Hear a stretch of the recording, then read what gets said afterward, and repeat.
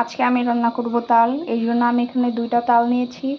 তাল কিনে আনার পরে ভালো করে পরিষ্কার করে তাল নেওয়ার পরে আমি এখন চুলায় বসিয়ে দিয়েছি 2টা তাল। এখন এটা আমি হালকা মিডিয়াম আঁচে ভালো করে জাল করে নেব। এখন আমি দিব তালে এই যে অল্প কিছু নারকেল পরিমাণ মতো,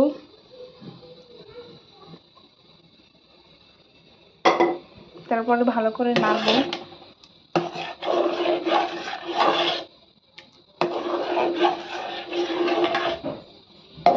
ভালোভাবে মিক্স করতে হবে।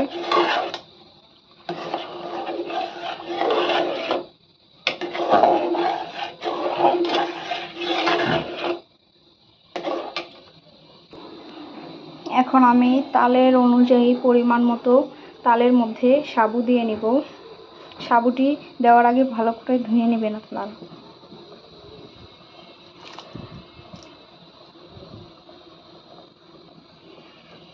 তারপরে আমি সাবু দেওয়ার পরে ভালো করে নাড়ব।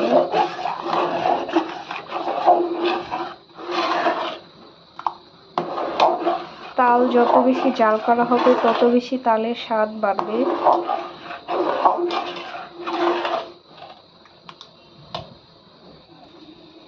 এখন আমি সাবু জাল হওয়া পর্যন্ত, অর্থাৎ সাবু ফোটা পর্যন্ত অপেক্ষা করব।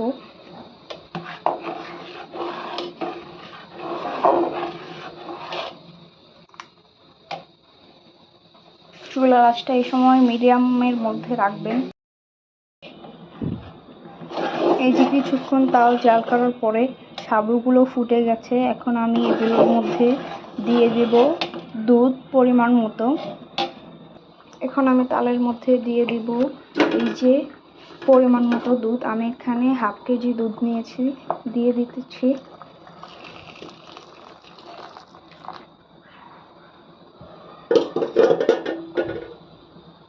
এখন ভালো করে নেড়ে নিতে হবে।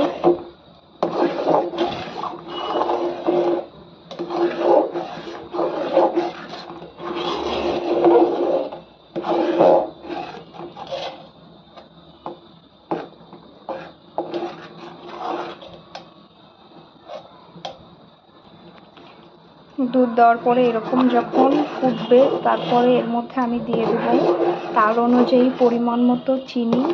যে যেরকম খাবেন সেরকমভাবে দিবেন। মিষ্টি সবাই এক খায় না, এই জন্য চিনি যে যার মতো করে দিবেন। আমি এই যে আমার এতটুকু তালে আমি এতটুকু চিনি দিলাম। এখন আমি চিনি দিয়ে অনবরত লাড়তে থাকবো, না হলে তালগুলো লেগে যাবে। চিনি দেওয়ার পরে অনবরত লাড়তে হবে, নাহলে নিচে পুড়ে যাবে।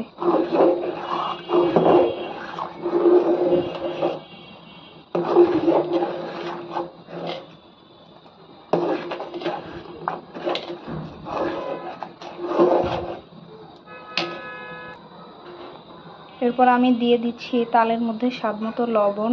আপনারা যে যার পরিমাণ অনুযায়ী দিবেন। তারপরে নাড়তে থাকবো।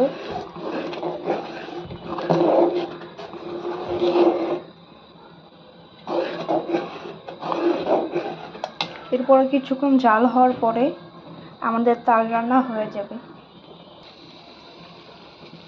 সব কিছু দেওয়া শেষে যখন দেখব তাল এভাবে ফুটছে তখন বুঝবো যে তাল রান্না হয়ে গেছে।